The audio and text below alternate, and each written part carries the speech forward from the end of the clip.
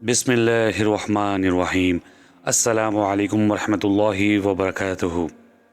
سہل بن سعد رضی اللہ تعالی عنہ سے روایت ہے کہ بے شک رسول اللہ صلی اللہ علیہ وسلم نے فرمایا، کل میں ایک ایسے بندے کو اسلامی جھنڈا دوں گا جس کے ہاتھ پر اللہ تعالی فتح نصیب فرمائیں گے۔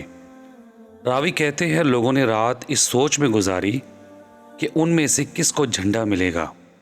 جب صبح ہوئی تو سب لوگ رسول اللہ صلی اللہ علیہ وسلم کے پاس گئے اور ہر ایک کو امید تھی کہ جھنڈا اسے ہی ملے گا، لیکن رسول اللہ صلی اللہ علیہ وسلم نے دریافت کیا، علی بن ابی طالب کہاں ہیں؟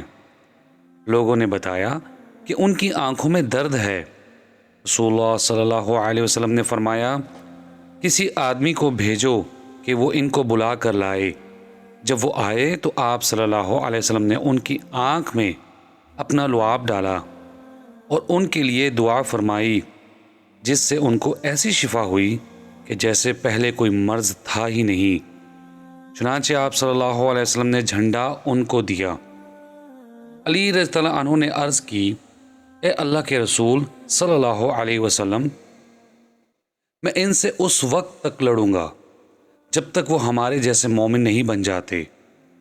آپ صلی اللہ علیہ وسلم نے فرمایا، ابھی نرمی سے چلتے رہو، جب ان کی سرزمین میں اترو تو پہلے انہیں اسلام کی دعوت دو اور انہیں بتاؤ کہ اللہ کے ان پر کیا حقوق واجب ہیں۔